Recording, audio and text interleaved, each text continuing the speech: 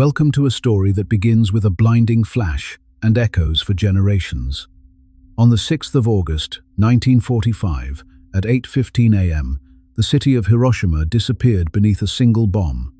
3 days later, Nagasaki followed. In seconds, tens of thousands of lives were lost, and countless more were changed forever. Authorized under U.S. President Harry S. Truman, the atomic bomb ended World War II, but began a new chapter of human suffering.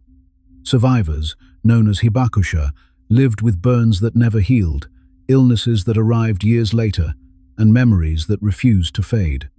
Some were children who watched shadows burn into walls. Others folded paper cranes, believing and hoping that peace could grow from pain. This video explores not just what the atomic bomb destroyed, but how the people of Japan endured, rebuilt, and turned tragedy into a lasting warning to the world.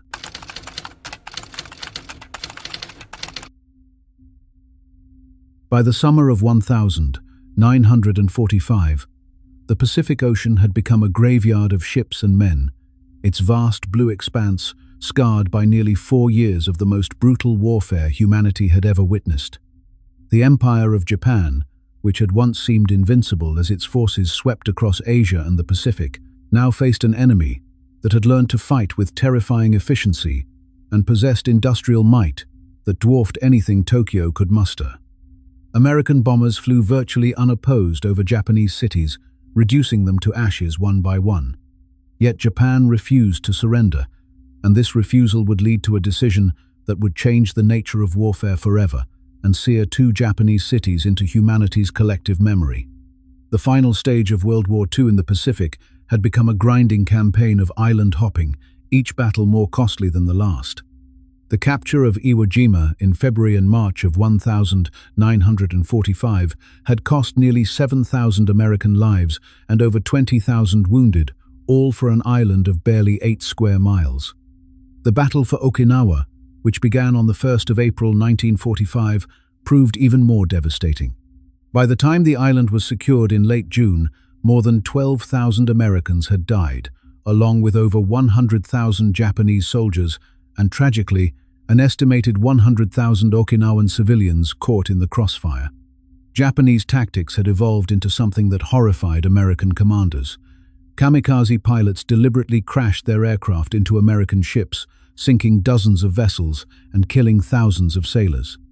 The Japanese military appeared willing to sacrifice every last soldier and civilian rather than accept defeat. Admiral William Halsey, commander of the Third Fleet, watched his ships burn under kamikaze attacks and wondered grimly what an invasion of the Japanese home islands would cost. Understanding why Japan had not surrendered by mid-1945 requires grasping the complex political and cultural forces at work within the Japanese government. The concept of surrender was almost unthinkable within Japan's military culture, where the samurai code of Bushido had been transformed into a national ideology that equated surrender with the ultimate dishonor.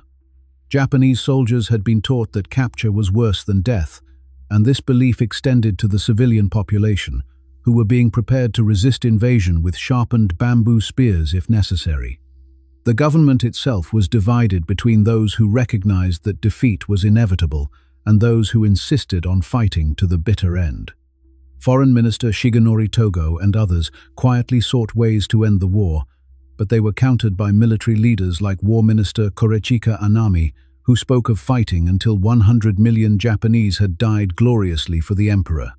The Supreme War Council, the 6-man body that effectively ruled Japan, remained deadlocked throughout the summer of 1945. Even as American B-29 bombers reduced city after city to rubble, killing hundreds of thousands in firebombing raids that were themselves unprecedented in their destructiveness, the Council could not agree on peace terms. The Potsdam Declaration, issued on the 26th of July 1945, by the United States, Britain, and China, demanded Japan's unconditional surrender and threatened prompt and utter destruction if Japan refused. Prime Minister Kantaro Suzuki's response was to mokusatsu, the declaration, a Japanese term that could mean either ignore or kill with silence. American leaders interpreted this as rejection. While Japanese leaders debated, a secret project of almost inconceivable scope had been racing toward completion in the mountains and deserts of the American West. The Manhattan Project, as it came to be known, represented the largest scientific endeavor in human history up to that point, employing over 125,000 people and costing nearly $2 billion, equivalent to roughly $30 billion in today's currency. The project had its origins in a letter sent to President Franklin D. Roosevelt in August 1939, signed by Albert Einstein and drafted by physicist Leo Szilard, warning that Nazi Germany might be developing an atomic bomb and urging American research into nuclear weapons. Einstein, whose equation E equals mc squared, had laid the theoretical groundwork for nuclear energy decades earlier, later called signing that letter the one great mistake in my life. The project brought together the greatest scientific minds of a generation. Enrico Fermi, who had achieved the first controlled nuclear chain reaction in a squash court beneath the University of Chicago's football stadium in December 1942. Niels Bohr, the Danish physicist who had escaped Nazi-occupied Denmark, and dozens of others who worked in secret cities that did not appear on any map. The scientific director of Los Alamos, the secret laboratory in New Mexico, where the bomb itself was designed and built, was J. Robert Oppenheimer, a brilliant and complex physicist who read Sanskrit for pleasure and named the first nuclear test after a poem by John Donne. Oppenheimer drove his team relentlessly, knowing that the race against Germany might determine the fate of civilization. When Germany surrendered in May 1945, without having come close to developing an atomic weapon, some scientists questioned whether the project should continue. But momentum, secrecy, and the ongoing war against Japan carried the work forward. On the 16th of July 1945, in the Jornada del Muerto desert of New Mexico, the world's first nuclear device was detonated in a test codenamed Trinity. The explosion was visible from 200 miles away, and its mushroom cloud rose to over 40,000 feet. Oppenheimer later recalled that a line from the Bhagavad Gita came to his mind as he watched the unearthly fireball. "Now I am become death, the destroyer of worlds." His colleague Kenneth Bainbridge offered a more earthly assessment. "Now we are all sons of bitches." The decision to use the atomic bomb on Japan was made by President Harry S. Truman, who had learned of the Manhattan Project's existence only after becoming president following Roosevelt's death in April 1945. Truman faced a terrible calculus.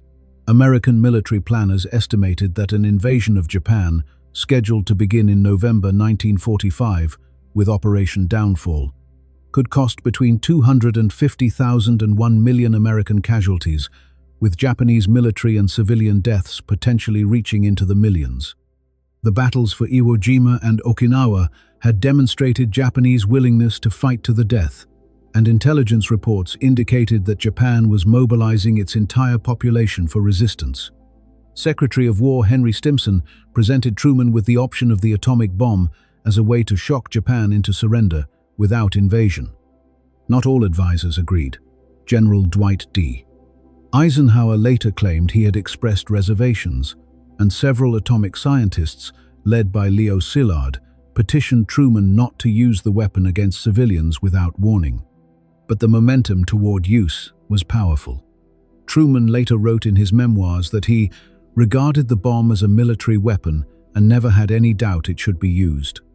On the 25th of July, 1945, the order was issued to the United States Army Strategic Air Forces to deliver the first atomic bomb after about 3 August 1945 on one of the targets, Hiroshima, Kokura, Niigata, and Nagasaki. Hiroshima was selected as the primary target for the first atomic bomb for coldly practical reasons. It was a major military headquarters, home to the Second Army, which would be responsible for defending southern Japan against invasion. It had significant military industries and a large port. Crucially, it had been largely spared from conventional bombing, meaning that the effects of the atomic weapon could be clearly measured. The city's flat terrain, surrounded by hills that would focus the blast, made it ideal for demonstrating the bomb's destructive power. On the morning of the 6th of August 1945, the weather over Hiroshima was clear and beautiful, with temperatures already climbing toward what would be a hot summer day. At 7:09 a.m., air raid sirens sounded as a single American B-29 was spotted, but it was only a weather reconnaissance plane, and the all-clear sounded at 7:31 a.m. Residents emerged from shelters and continued their morning routines. At 8:15 a.m., the B-29 bomber Enola Gay, piloted by Colonel Paul Tibbets and named after his mother, released a uranium bomb nicknamed Little Boy over the Ioi Bridge in the center of Hiroshima. The weapon fell for 43 seconds before detonating at an altitude of approximately 1,900 feet, exactly as designed to maximize destruction. In that instant, the world changed forever. Co-pilot Robert Lewis, who had earlier asked in his journal, "I wonder if we can do what we set out to do," wrote after the explosion. "My God, what have we done?" The immediate physical effects of the atomic bomb defied human comprehension and exceeded the worst nightmares of those who had designed it. At the moment of detonation, a fireball formed, with temperatures reaching millions of degrees at its center, rivaling the surface of the sun itself. This thermal pulse radiated outward at the speed of light, lasting only a fraction of a second but carrying enough energy to kill instantly anyone within a kilometer who was exposed outdoors. People simply vanished, leaving behind only shadows burned permanently into stone and concrete where their bodies had blocked the thermal radiation. These nuclear shadows became some of the most haunting artifacts of the bombing, ghostly silhouettes marking where human beings had stood in their final moment of existence. Kyoko Kawamoto, who was 5 kilometers from the hypocenter, later described seeing a brilliant flash and feeling intense heat before losing consciousness. When she awoke, her skin was hanging from her arms in sheets. The heat wave was followed almost instantaneously by the blast wave, a wall of compressed air that expanded outward from the fireball at supersonic speed. The overpressure at the hypocenter reached approximately 35 pounds per square inch, powerful enough to crush reinforced concrete buildings like paper boxes. Within a radius of 1 kilometer, virtually every structure was destroyed outright. The famous Genbaku Dome, the prefectural industrial promotion hall, located almost directly beneath the detonation point, survived in skeletal form only because the blast wave traveled almost straight down through its roof rather than hitting it from the side. Everywhere else, buildings collapsed instantaneously, burying thousands who were indoors. The blast wave lifted human beings off their feet and hurled them through the air like leaves in a hurricane. It shattered windows up to 12 miles away, the flying glass becoming deadly shrapnel that blinded and lacerated survivors far from the hypocenter. Dr. Shuntaro Hida, a military physician who was outside the city that morning, rushed back toward Hiroshima and encountered survivors fleeing in the opposite direction. They didn't look like human beings, he recalled decades later. Their skin was hanging off, their hair was burned off, and they walked with their arms held out in front of them like ghosts. What survivors could not see was perhaps the most insidious effect of all: radiation. The nuclear fission that powered the bomb released enormous quantities of gamma rays and neutrons at the moment of detonation, along with radioactive isotopes that would contaminate the environment for years. Those near the hypocenter who somehow survived the heat and blast received lethal doses of radiation that would kill them within days or weeks, even if they appeared initially uninjured. The radiation attacked the body at the cellular level, destroying bone marrow, damaging the intestinal lining, and preventing the body from producing new blood cells.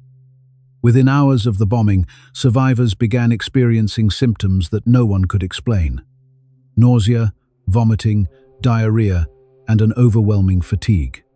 Then came the bleeding, as their body's ability to clot blood failed. Their hair fell out. Purple spots appeared on their skin as internal bleeding became visible. Doctors, most of whom had never heard of radiation sickness, had no treatment to offer. 3 days later, on the 9th of August 1945, the United States dropped a second atomic bomb, this time on the city of Nagasaki. The original target had been Kokura, a city with a major arsenal. but cloud cover and smoke from a firebombing raid on a nearby city obscured the aiming point. After 3 unsuccessful bombing runs, the B-29 Boxcar, piloted by Major Charles Sweeney, diverted to its secondary target.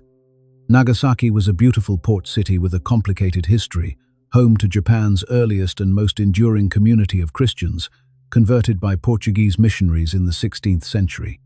The bomb, a plutonium device nicknamed Fat Man, detonated over the Urakami Valley at 11:02 a.m., devastating the Catholic neighborhood that had survived centuries of persecution only to be destroyed in an instant by a nominally Christian nation. The Urakami Cathedral, the largest cathedral in East Asia, was obliterated despite being almost 2 kilometers from the hypocenter. Among the estimated 40,000 people who died in Nagasaki that day, a disproportionate number were Catholics attending morning mass or preparing for the Feast of the Assumption, just days away. The hills surrounding Nagasaki contained some of the blast's energy, resulting in a somewhat smaller area of total destruction than at Hiroshima, despite the Nagasaki bomb being more powerful. But within the Urakami Valley, the devastation was complete. Sumiteru Taniguchi, a 16-year-old mail carrier, was riding his bicycle when the bomb exploded. The thermal pulse burned his back so severely that his spine was visible through the destroyed tissue. He crawled toward water, unable to stand, and would spend the next 21 months lying on his stomach while his wounds slowly healed. He survived to become one of the most prominent Hibakusha activists, displaying his scarred back as testimony before international audiences until his death in 2017. Dr. Takashi Nagai, a radiologist who was working at Nagasaki Medical University when the bomb fell, survived despite being severely wounded by glass shrapnel. His wife, Midori, was killed at their home in the Urakami district, her body identified only by the melted rosary beads found among her remains. Nagai would spend his remaining years writing about the bombing and his Catholic faith, becoming one of the most influential interpreters of Nagasaki's tragedy before dying of leukemia in 1951, likely hastened by both his wartime work with radiation and his exposure to the bomb. The fires that followed the bombings created their own horror. In Hiroshima, where the flat terrain allowed fires to spread unchecked, a massive firestorm developed within hours, consuming everything that had survived the initial blast. Temperatures in the fire zone reached over 1,000 degrees Fahrenheit, creating winds that reached gale force as air rushed in to feed the flames. Survivors trapped under collapsed buildings were burned alive as the fires approached. Others, desperately seeking water to cool their burned skin, crawled or staggered toward the rivers that ran through the city. Thousands died in those rivers, their bodies clogging the water so thoroughly that rescue workers could walk across on the corpses. Toshiko Saeki, who was 14 years old and searching for her mother in the ruins, later described the rivers as flowing with bodies, so many bodies that you couldn't see the water. The smell of burning flesh, survivors consistently recalled, was something that would haunt them for the rest of their lives, returning unbidden in nightmares decades later.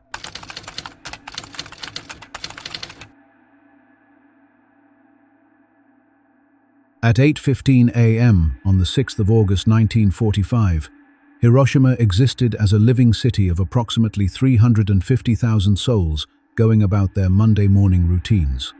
Mothers prepared breakfast for their families. Soldiers reported for duty at the Second Army headquarters in Hiroshima Castle. Thousands of schoolchildren, mobilized for demolition work to create firebreaks against expected firebombing raids, gathered outdoors under a cloudless summer sky. Streetcars rattled through neighborhoods where families had lived for generations. By 8:16 a.m., in the span of a single heartbeat, this ordinary morning had transformed into something beyond human language to describe. The atomic bomb did not merely destroy a city. It erased the boundary between the living and the dead, between human beings and the elements themselves, between one moment of normalcy and an eternity of suffering. The instant casualties defied any previous understanding of warfare's destructive power. Within the first second of detonation, an estimated 80,000 people in Hiroshima died, their lives ending so suddenly that most never knew what had killed them.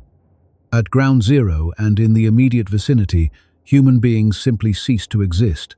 their bodies vaporized by temperatures exceeding 5,400 degrees Fahrenheit.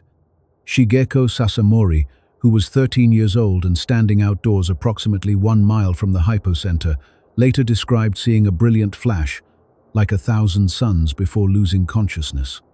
When she awoke, the world had transformed into an unrecognizable hellscape. The destruction extended outward in concentric circles of diminishing but still horrific intensity. Within 500 meters of the hypocenter, virtually nothing living survived. Within 1 kilometer, buildings collapsed instantly, burying thousands who never had time to seek shelter.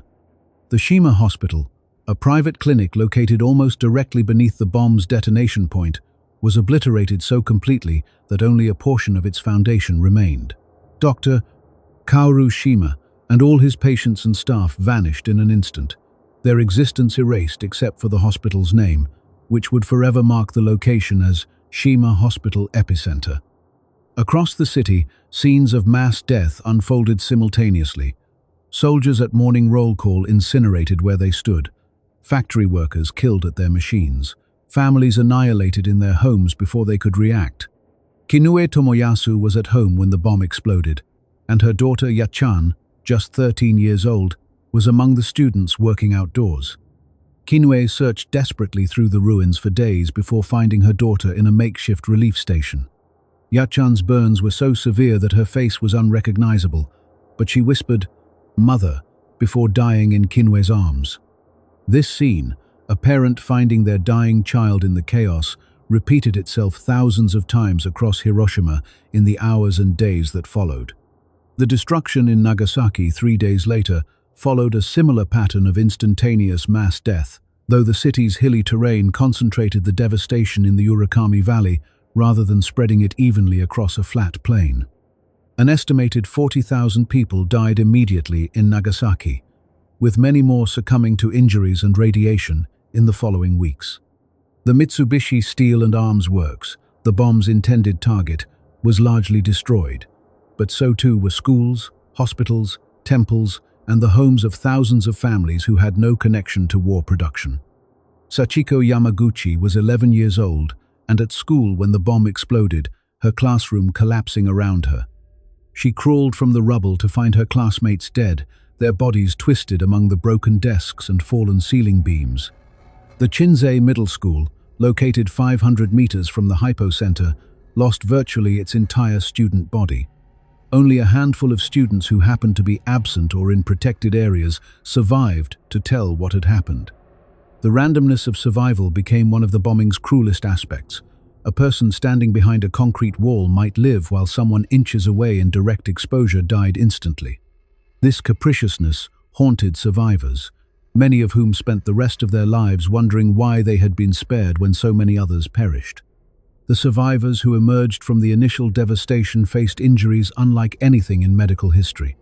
The severe burns inflicted by the thermal pulse created wounds that physicians had never encountered and had no training to treat.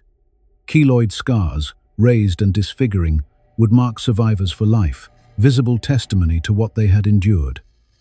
Flash burns occurred on exposed skin facing the explosion, creating patterns that followed the outlines of clothing. Dark fabric absorbed more heat, burning the skin beneath more severely than light-colored garments. Survivors emerged with the patterns of their kimonos seared permanently into their flesh. The flowers and geometric designs of traditional Japanese textiles transformed into permanent scars.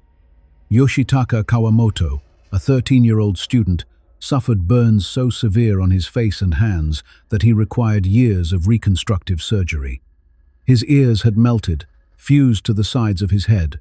Dr. Michihiko Hachiya, who kept a detailed diary of his experiences, described treating patients whose burns had left them with no skin from the waist up, only raw, weeping flesh. Many burn victims developed infections that, in the absence of antibiotics and proper medical facilities, proved fatal.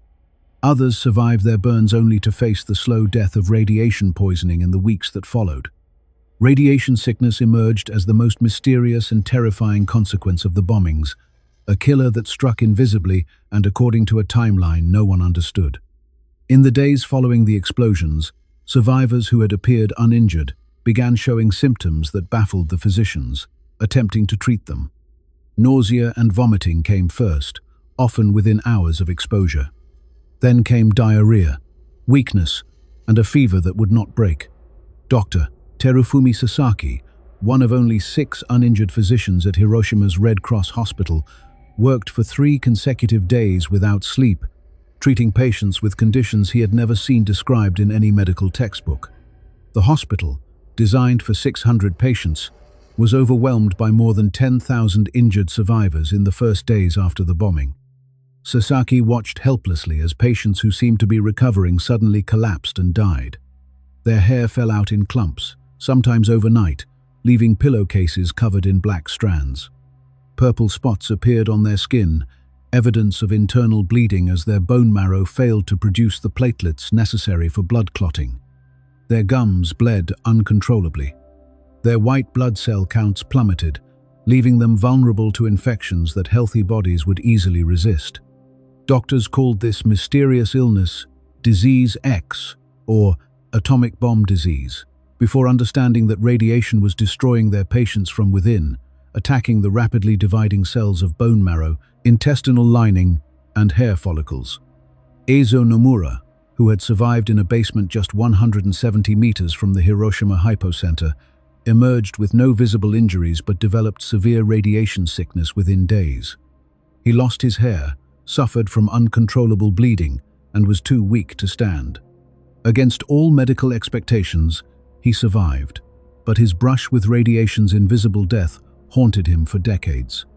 The collapse of medical infrastructure in both cities compounded the catastrophe, leaving tens of thousands of injured survivors without any professional care. Hiroshima had possessed approximately 300 physicians before the bombing. Of these, more than 270 were killed or seriously injured, unable to practice. Of the city's 1,780 nurses, 1,654 were dead or incapacitated. The Red Cross Hospital, one of the few reinforced concrete structures that remained standing, became the center of desperate efforts to treat the wounded, but it was hopelessly inadequate for the scale of suffering. Dr. Sasaki later recalled that he could do little more than apply mercurochrome to burns and administer morphine to the dying. The hospital had no blood for transfusions, no plasma, insufficient bandages, and a rapidly dwindling supply of every medication. Patients lay on every available surface, filling hallways and staircases, their moans and cries for water creating a constant background of suffering. Many injured survivors never reached medical facilities at all. They died in the ruins of their homes, along roadsides, or at makeshift relief stations established in schools and temples on the outskirts of the destroyed zone.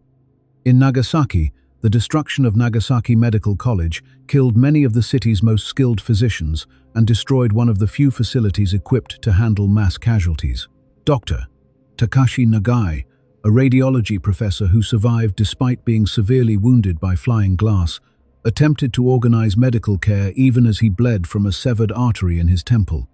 He found medical supplies destroyed, staff killed, and patients beyond any help he could offer. The situation was so desperate that many survivors treated their own wounds with cooking oil or salt water, the only substances available. Traditional folk remedies, many useless and some actively harmful, were applied in desperation when nothing else was at hand. The experiences of the Hibakusha, the survivors of the atomic bombings, constitute a collective testimony to human suffering and resilience that remains essential to understanding what nuclear weapons do to human beings. Shigeaki Mori was just 8 years old when the bomb fell on Hiroshima, close enough to be knocked unconscious by the blast but far enough to survive. When he regained consciousness, he found his mother desperately searching for his father and brother. They eventually located his father, burned beyond recognition but still alive, who died after 5 days of agony. His brother was never found. Mori spent his life researching the fates of American prisoners of war killed in Hiroshima, an effort that culminated in a memorial stone dedicated to the 12 American servicemen who died alongside Japanese civilians. When President Barack Obama visited Hiroshima in 2016, he embraced Mori. a moment that symbolized reconciliation between former enemies united by shared humanity. Sunao Tsuboi was 20 years old and walking to his university when the bomb exploded, leaving him with burns over most of his body. He lay in a relief station for days, his wounds untreated, his pain beyond description. When he finally returned home, his mother did not recognize him. His face had swollen and burned beyond identification. He survived and became one of the most prominent hibakusha activists, dedicating his life to nuclear abolition. "I want people to know what happened," he said repeatedly throughout his decades of advocacy. "I want them to understand that this must never happen again." He died in 2021 at age 96, one of the last survivors to have been old enough to clearly remember the bombing. The psychological trauma inflicted by the bombings extended far beyond physical injuries, creating wounds of the mind that proved as persistent as radiation's damage to the body. Survivors witnessed scenes so horrific that many could not speak of them for decades, their memories suppressed but never erased. Tomiko Morimoto West was 13 years old when she saw her mother die in the ruins of their home, unable to free her from the debris before fires reached them. For years afterward, she was haunted by guilt at having survived when her mother had not, a phenomenon that psychologists would later term survivor's guilt. This guilt was compounded by the randomness of survival. Why had she lived when so many others, including those she loved, had perished? Nightmares plagued survivors for decades, the flash of the bomb recurring in dreams that jolted them awake in terror. Some developed what would now be recognized as post-traumatic stress disorder, experiencing flashbacks, anxiety, and an inability to function normally in the years following the bombing. Dr. Robert J. Lifton, an American psychiatrist who interviewed hibakusha in the 1960s, documented what he called psychic numbing, a defensive emotional shutdown that helped survivors cope with overwhelming trauma, but also left them feeling disconnected from themselves and others. His book, Death in Life: Survivors of Hiroshima, remains one of the most comprehensive studies of the psychological impact of nuclear warfare. The stigma attached to being a hibakusha added additional psychological burdens, as survivors faced discrimination in employment and marriage that forced many to hide their status and live with their trauma in isolation. The grief experienced by survivors was often complicated by the impossibility of traditional mourning practices. Thousands of families never recovered the bodies of their loved ones, who had been vaporized, buried under rubble, or cremated in the mass burnings that followed the bombings. Without bodies to bury, without graves to visit, the bereaved were denied the closure that funeral rituals provide. Yoshiko Shimada searched for her husband for weeks after the Nagasaki bombing, visiting relief stations, examining bodies, and asking everyone she met if they had seen him. She never found him, never knew where or how he died, and this uncertainty haunted her for the rest of her life. The Buddhist tradition of honoring the dead at family altars became complicated when there were no remains to venerate, no ashes to place in the family grave. Some families established memorial markers where they believed their loved ones had died, creating improvised sites of mourning amid the ruins. The annual Obon festival, when the spirits of the dead are believed to return to visit their families, took on particular poignancy for atomic bomb survivors, who prepared offerings for relatives who had died in circumstances too terrible to contemplate. Family separation added another dimension of anguish. In the chaos following the bombings, parents and children, husbands and wives, siblings and friends were scattered across relief stations, hospitals, and evacuation sites. Communication systems had been destroyed, transportation was impossible, and the simple act of locating a loved one became an ordeal lasting days or weeks. Many families were never reunited. Children orphaned by the bomb wandered the ruins alone, too young to understand what had happened, too traumatized to seek help. Some were eventually taken in by relatives or neighbors. Others ended up in orphanages or on the streets, their families obliterated entirely. Children, elderly, and civilians bore the overwhelming burden of atomic bomb casualties, giving lie to any notion that these were purely military targets. The school children who had been mobilized for outdoor demolition work in Hiroshima were among the most vulnerable when the bomb fell. Exposed under an open sky, with no protection from the thermal pulse or blast wave. Thousands died instantly. Entire school classes were wiped out. At Honkawa Elementary School, located just 400 meters from the hypocenter, only a handful of students survived from a population of hundreds. Teachers and students who managed to escape the collapsed buildings often died of their burns or radiation sickness in the following days.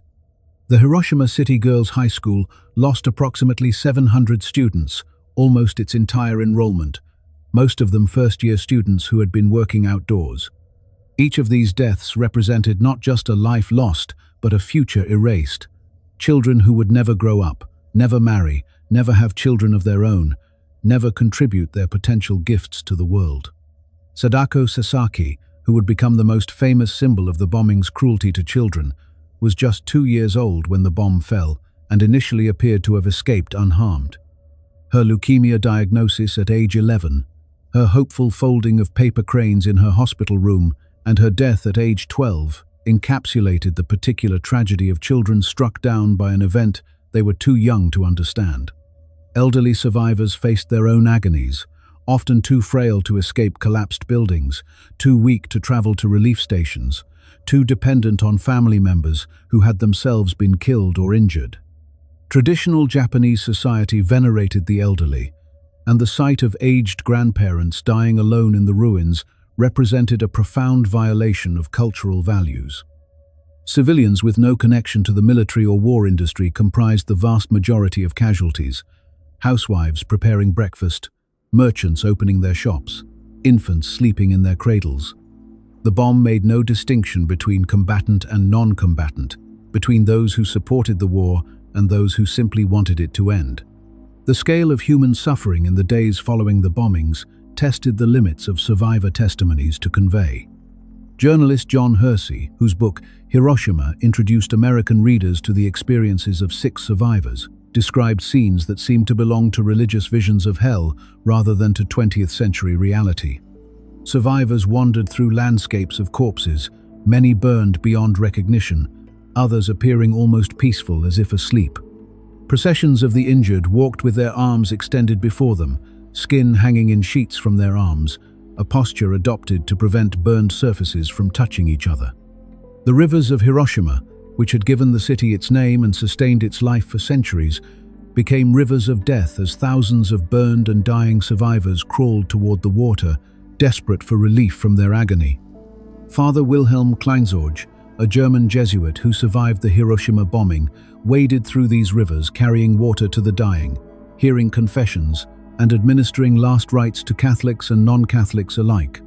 The experience transformed him so profoundly that he eventually became a Japanese citizen, taking the name Father Makoto Takakura, and dedicated the rest of his life to the Hibakusha community. His fellow Jesuit, Father Pedro Arupe, who would later become Superior General of the Jesuit Order, was outside Hiroshima when the bomb fell but entered the city to help survivors. He transformed the novitiate into a hospital, treating more than 200 wounded survivors despite having no medical training. "We were in the antechamber of hell," he later wrote. The sight was terrifying. Men, women, and children burned, bleeding, and dying.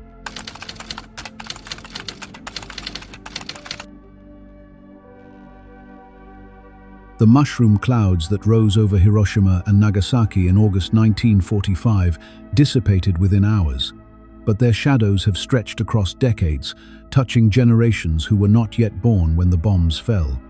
While the immediate devastation claimed approximately 200,000 lives by the end of 1945, the true toll of the atomic bombings would only reveal itself slowly, written in the cells of survivors, etched into the social fabric of Japanese society, and carved permanently into humanity's understanding of warfare itself. In the weeks following the bombings, something strange and terrifying began to happen to those who had survived the initial blast. People who appeared uninjured started dying. Their hair fell out in clumps. Purple spots appeared on their skin. Their gums bled uncontrollably. Doctors, many of whom had never encountered anything like this, were baffled. They called it Disease X before understanding dawned. Radiation was killing from within, attacking the very building blocks of human life. The invisible poison that had been released on those August days was far from finished with its victims. The long-term radiation effects proved to be a medical nightmare that unfolded over years and decades.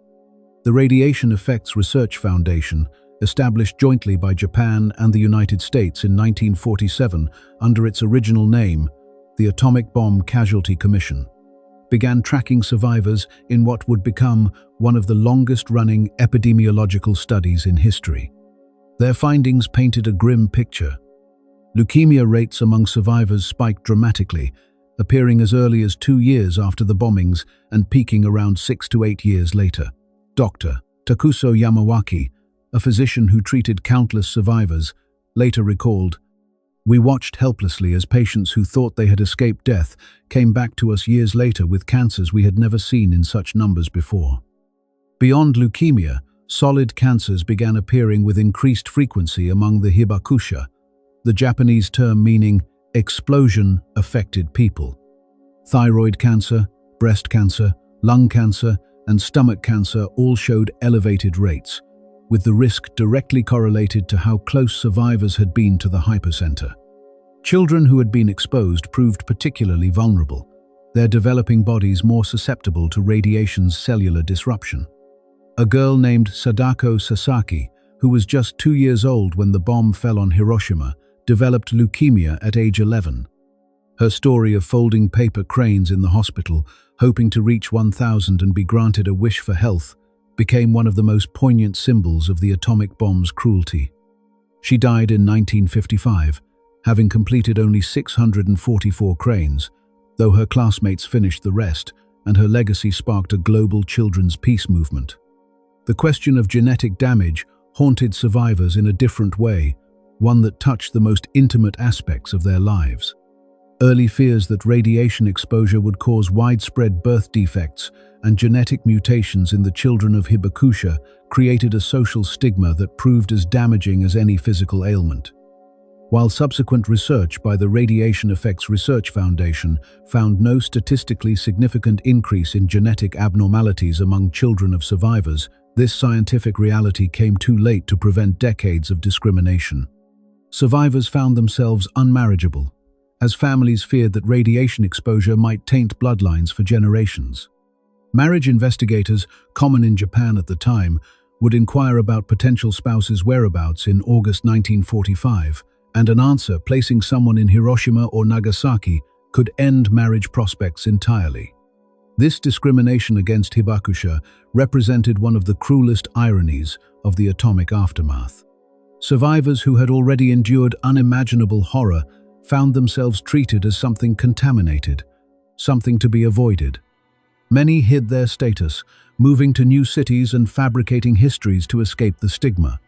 Employers refused to hire them, fearing they would become sick and unable to work. Insurance companies denied them coverage. The Japanese government did not officially recognize hibakusha or provide them with medical support until 1957, when the atomic bomb survivors' medical care law was finally passed after years of activism by survivors who had been forced to fight for recognition of their suffering. The physical rebuilding of Hiroshima and Nagasaki began almost immediately, driven by a determination that struck many observers as remarkable. Within days of the bombing, streetcar service partially resumed in Hiroshima. By the spring of 1946, temporary shelters had replaced some of the rubble. Yet true reconstruction took years and required not just physical labor but profound decisions about what these cities should become. Hiroshima, in particular, chose to transform its tragedy into a message. The Hiroshima Peace Memorial Park, designed by architect Kenzo Tange and completed in 1954, preserved the skeletal dome of the former prefectural industrial promotion hall as a permanent reminder of the destruction. The Genbaku Dome, as it came to be known, stands to this day as perhaps the most recognizable symbol of nuclear devastation, its ruined frame deliberately left unreconstructed amid a city that otherwise rose anew. Nagasaki's rebuilding took a somewhat different path, partly because its geography had concentrated the destruction in the Urakami Valley, leaving other parts of the city relatively intact. The Urakami Cathedral, once the largest cathedral in East Asia, had been obliterated despite being nearly 2 miles from the hypercenter. Its reconstruction, completed in 1959, represented both the resilience of Nagasaki's significant Catholic community and the city's determination to heal. Yet Nagasaki has sometimes been called the forgotten bomb, overshadowed in global memory by Hiroshima, despite suffering comparable devastation and loss of life. The atomic bombings fundamentally altered the nature of warfare and international relations in ways that continue to shape our world. The nuclear age had begun, and with it came a new kind of fear. The United States' monopoly on atomic weapons lasted only until 1949, when the Soviet Union successfully tested its own bomb, initiating an arms race that would define global politics for decades. By the height of the Cold War, the combined nuclear arsenals of the superpowers contained enough destructive power to end human civilization several times over. The doctrine of mutually assured destruction, appropriately abbreviated as MAD, became the terrifying logic that paradoxically kept nuclear weapons from being used again. The images from Hiroshima and Nagasaki served as a constant reminder of what nuclear war would mean. When President John F. Kennedy faced the Cuban Missile Crisis in 1962, bringing the world closer to nuclear war than at any point before or since, he reportedly kept photographs of Hiroshima on his desk. The horror documented by Japanese photographers and survivors became a universal warning, a vision of apocalypse that transcended national boundaries and political ideologies. International efforts to control nuclear weapons drew direct inspiration from the Japanese experience. The Treaty on the Non-Proliferation of Nuclear Weapons, which entered into force in 1970, represented an attempt to prevent the spread of nuclear weapons to additional nations. Hibakusha themselves became powerful advocates for nuclear disarmament, traveling the world to share their testimonies. Setsuko Thurlow, who was 13 years old when she survived the Hiroshima bombing, spent decades speaking about her experiences and was present in Oslo in 2017 when the international campaign to abolish nuclear weapons received the Nobel Peace Prize. In her acceptance speech, she recalled pulling herself from the rubble of her collapsed school building and walking through a landscape of corpses and dying people, their flesh hanging from their bones. The memory of the atomic bombings became institutionalized in ways that ensured it would not fade with the passing of survivors. Peace museums in both Hiroshima and Nagasaki draw millions of visitors each year, confronting them with artifacts that make the abstract horror concrete: a child's melted tricycle, a watch stopped at 8:15 a.m., shadows burned permanently into stone where human beings once stood.